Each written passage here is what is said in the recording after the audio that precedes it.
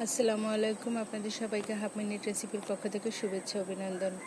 দেখুন কি সুন্দর আমার বাবলুর ড্রাগন গাছে কত সুন্দর ফুল এসেছে। এই যে কলি আসা শুরু, এরপরে আস্তে আস্তে দেখাচ্ছি, এরপরে সে এভাবে আস্তে আস্তে পরিণত হলো, আস্তে আস্তে বড় হচ্ছে। দেখুন, আর প্রচুর পরিমাণে পিঁপড়া আসে।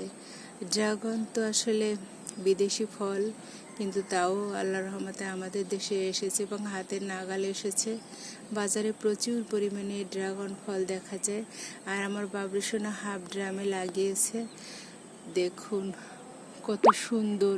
এই কাটা গাছে যে এত রসালো ফল হতে পারে, সুন্দর ফুল হতে পারে, তার প্রমাণ এই যে দেখুন আমার বাবলু সোনার ছাদ বাগানে জোড়া ড্রাগন ফুল ফুটেছে। ভীষণ ভীষণ ভালো লেগেছে। আমি তো আসলে সকালবেলা নামাজ পড়ে ঘুমিয়ে থাকি কিংবা একটু রান্নাবান্না করে, আজকে আমার বাবলু সোনা জোর করে নিয়ে এসেছে। জোর করে নিয়ে আশায় যে একটা আমি উপকৃত হলাম, আমি খুশি হলাম, আমার ভালো লাগলো। তাহলে এই যে ড্রাগন ফুল দেখে আমরা অনেকেই, এই যে দেখুন কত সুন্দর ড্রাগন ফুল ফুটে আছে, খুবই হালকা এবং আলতো অবস্থায় আছে। এই যে দেখুন ভীষণ ভালো লাগছে। ড্রাগন ফুল আসলে জীবনে কোনো দিন দেখিনি। এই যে দেখলাম আমার বাবলু সোনার, এই যে দেখুন এই যে ড্রাগন ফুলটা পলিনেশন করা হয়েছে, এখান থেকে পড়ে যাবে মূলত ফলটা। এই যে দেখুন কত হালকাভাবে লেগে আছে ফুলটা। তো আমার বাবলু সোনা অনেকবার চেষ্টা করেছে, ড্রাগন চাষ করেছে, কিন্তু সেগুলো ছত্রাক আক্রান্ত হয়ে মারা যেত। আমার বাবলু সোনা কখনোই ভাবেনি যে সে ড্রাগন চাষ করে সাকসেস হবে। এখন মূলত আমার বাবলু সোনা বাণিজ্যিকভাবে ড্রাগন চাষ শুরু করেছেন ছাদে। তো আল্লাহর রহমতে সে সফলতা পাবে। আমার বাবলু সোনা ছাদ বাগান থেকে 2টো ড্রাগন খেয়েছি। এখন আল্লাহর রহমতে আস্তে আস্তে অনেক ড্রাগন পাওয়া যাবে। আমি খুবই অভিভূত, আনন্দিত ড্রাগন ফুল দেখে। কত সুন্দর আল্লাহর সৃষ্টি দেখুন। আল্লাহর কোন নিয়ামতকে অস্বীকার করব। দেখুন এত সুন্দর ফুল। এই যে কাঁটাযুক্ত গাছে এত সুন্দর ফুল হতে পারে, এত সুন্দর রসালো ফল হতে পারে, এটা আল্লাহ ছাড়া তো আর কারো, আল্লাহ ছাড়া আসলে কারো এটা পক্ষে সম্ভব নয়। আল্লাহ মহান, আল্লাহ সৃষ্টিকর্তা। আমরা মানুষ কত কিছু পেয়েও আল্লাহরকে যদি সেভাবে আমরা স্মরণ করি, আল্লাহ অবশ্যই দেয়। এবং আল্লাহ কত মহান। এই যে আমরা অক্সিজেন নিচ্ছি, প্রাণ ভরে অক্সিজেন নিচ্ছি, খাবার দাবার খাচ্ছি, সব কিছু আল্লাহর সৃষ্টি। মাশাআল্লাহ, আল্লাহর কাছে কৃতজ্ঞ। আল্লাহ এত সুন্দর যে ফলমূল খাওয়াবে।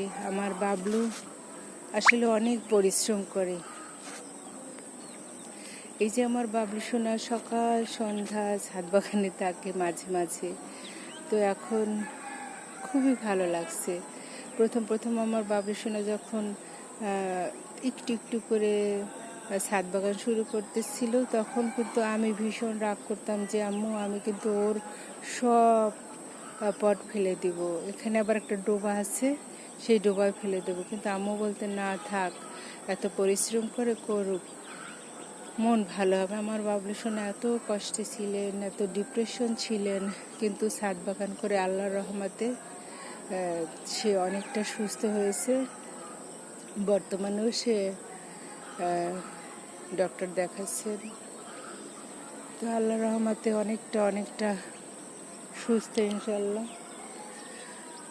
যারা একটু কষ্টে আছেন, যারা ডিপ্রেশনে আছেন, যারা অসুস্থ আছেন, আমার মনে হয় যদি একটু ছাদ বাগান করেন, সবার মন ভালো হয়ে যাবে। এত সুন্দর ফুল দেখলে কার না মন ভালো হয়ে যায়।